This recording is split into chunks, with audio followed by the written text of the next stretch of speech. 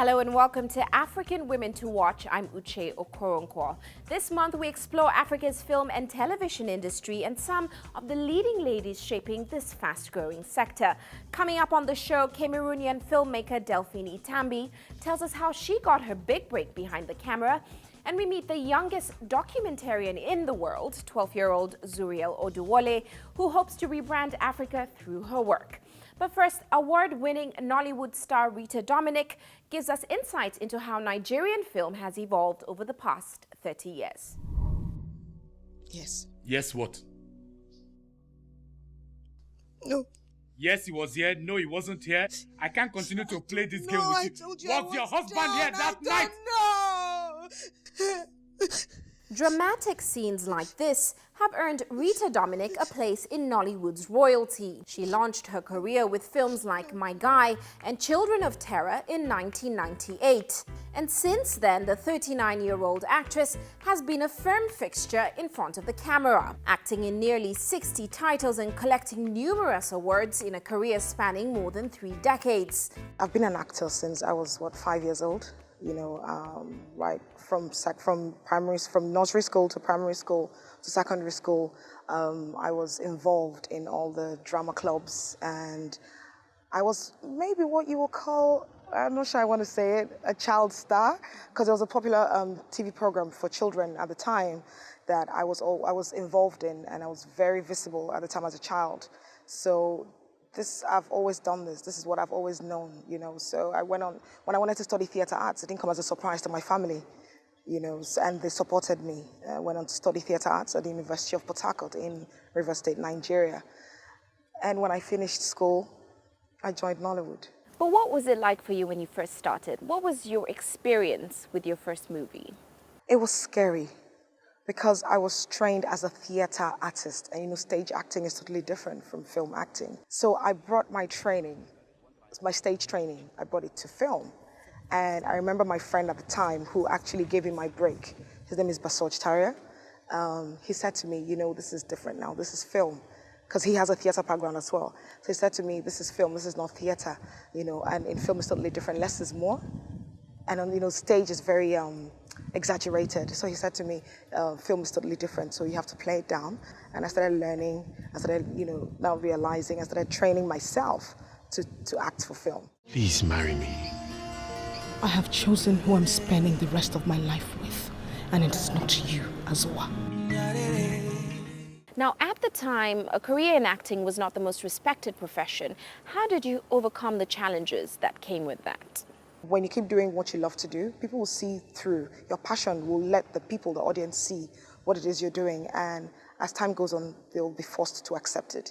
People see you the way you present yourself. People take you the way you take yourself. So in as much as at the time, there was no money in Nollywood, it wasn't even called Nollywood at the time. It was called the Nigerian film industry, But we're just a bunch of kids fresh from school who loved the arts, who were trained in the arts, who wanted to just act. We just had a passion to do it, So I guess as time went on, the audience, started buying it, started buying our story, started buying what we were about, and Nollywood became Nollywood.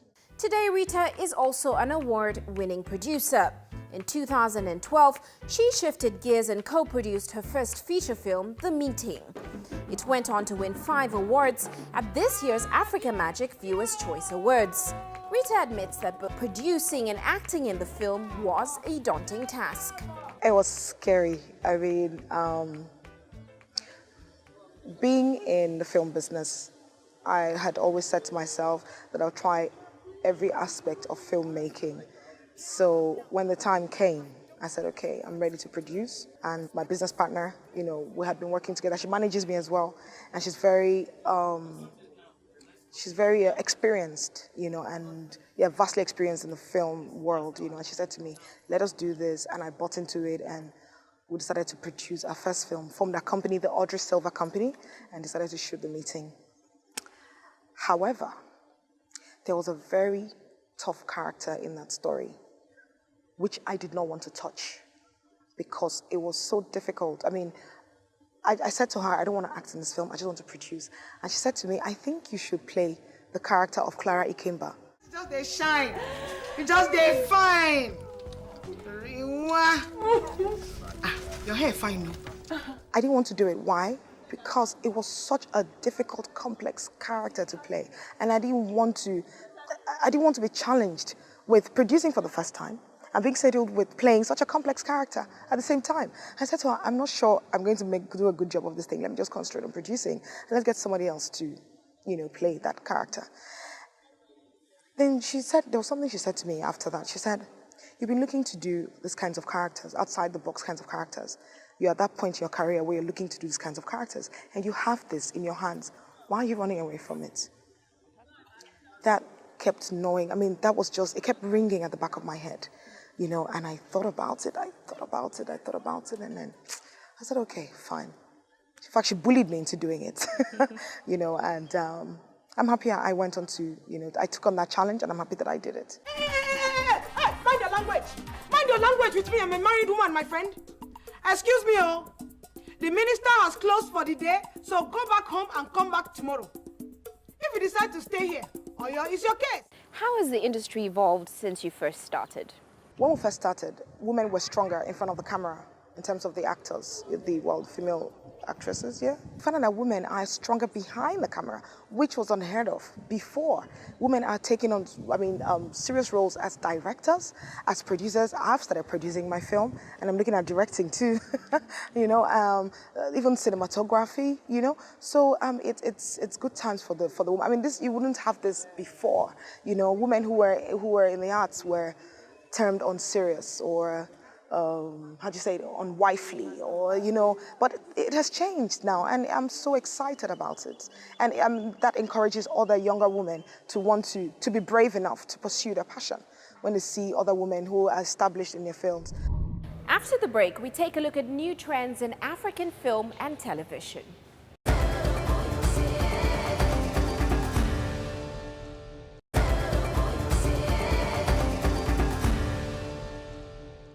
Pay TV revenue in sub-Saharan Africa is expected to double in the next 5 years to more than $6 billion.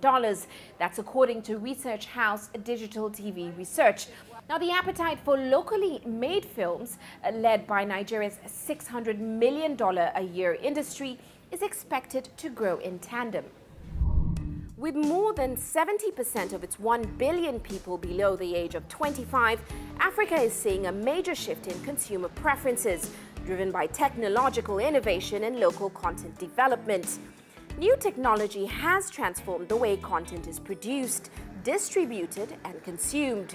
I think it's going to grow bigger than any of us imagine, because there are so many filmmakers arising right now. And a lot of the new filmmakers are from the new age, African-born, but studied here or raised here. And we've kind of just, learned a lot about the movie-making industry on an international level. And so we're all going back home now to make films. And there's just a huge boom of, filmmakers rising up. Nigerian film producer Omorin Sojo Akinola and her two partners set up Nemsia Films 3.5 years ago. Their goal, to refine production quality and introduce fresh narratives that appeal to the younger, savvy African. I guess what separates us as a company from the old Nollywood style would be that we do pay attention to those details, and we're trying to get as close to the international standard of filmmaking as possible, as opposed to just making, let's say, low-budget movies to turn our with quick turnovers. We understand that there's a reason why overseas it takes years and years sometimes to make a movie. It takes months to edit. It takes months to market. Ladies, I found a guy, and he may just be the one. Their latest project, Beyond 30, is a TV series that addresses the struggles faced by African women dealing with the cultural and societal pressures to get married before turning 30. The modern Nigerian woman is dope. She's just like breaking bounds. She's dressing better.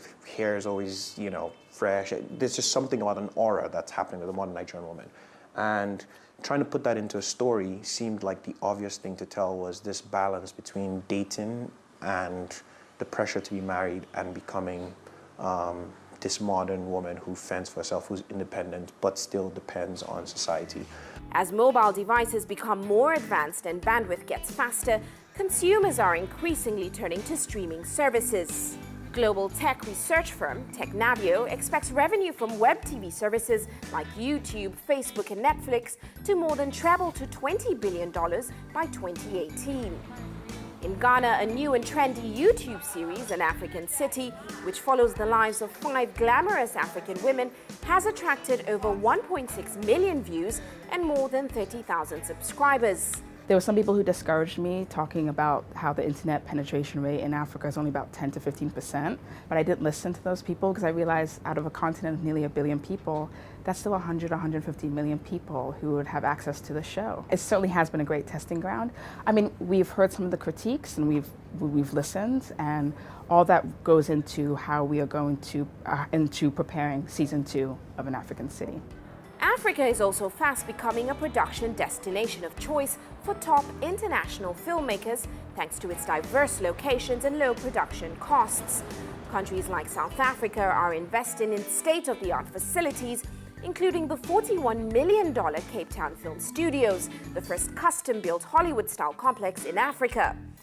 According to the South African National Film and Video Foundation, around 25 movies are produced in the country each year, contributing about $300 million to the economy. We're not just, making films for 10K and, with bad sound or with bad lighting or with terrible acting. The films now, they have good sound, they have good production qualities, and they are aesthetically pleasing. They do have the opportunity to compete on an international level. Cameroonian filmmaker Delphine Tambi founded Elegant Sisters Productions in 2008. Since then, the 30-year-old New York Film Academy graduate has written, produced, and directed 2 feature films. Her latest work, a short film called Ibemsi, has already been entered into 3 competitions at international film festivals this year. I sat down with a budding director to discover how she's navigating the industry behind the camera. There was this small production house called SER Production, which is where I started off when I got to the university. It had a group of aspiring filmmakers, actors, everybody registered, Come give some 5,000 francs over here and tell us about your dream. So at that time, they were involved in short film projects. So I got to write a whole lot of short films for them. Some were short, and yeah, I got to act as well. I'm an actress as well. But the real butterflies I get is when I'm behind the camera. Your first film was called A Woman's World. Tell me about this film. What was it about, and what was your experience putting it together? I conceived A Woman's World out of frustration, I must say. Because whereas at one time I didn't feel like it was working out because we are the same sport, nothing was happening. So I got the opportunity when I met an amazing director at the time, Kamwa Anthony. So I told him I wanted to produce a film, and he was like, you can't. I mean, I was second year in university, and he was like, how can you produce a film? So I said, okay, I'll bring you a script in 3 days. And I wrote A Woman's World in 3 days, met him, and he helped me put the crew together. Now, your latest film is Ibemsi. What was it like putting this project together? The budget wasn't a problem because I'm one filmmaker. I'm always very honest with my budget. The budget for Ibemsi was something like $1,500. It was very small because it was more like a 2-cast movie with very few locations. And being the writer, producer, and director, and anyway, playing a character too in the movie, I had to go to do intensive pre-production, a short list, and make production itself as brief as possible and as direct as possible. Tell me a bit more about where Cameroon's film industry is today. It's a big gap. It's tremendously grown to something else because I remember when I started, it was like a jungle of filmmakers, if I should put it that way. We didn't really know what we were doing, but we knew we wanted to do something good, and everybody it was like experimenting. So, but now we have a whole lot of filmmakers who have studied, maybe not gone to film schools necessarily, but online research and all that. So you actually know what you're doing. The amount of movies that were produced before has increased a whole lot. So you have a whole new filmmakers coming up and doing projects. You have people working. actors somehow are able to get money from the industry. It may not be that much, but something to sustain them, pay the rent, feed them. So you would say that the time has come where filmmakers, actors can start thinking somehow that they'll be living out of film. After the break, we speak to Jackie Motsepe about promoting South Africa as a production destination. Stay with us.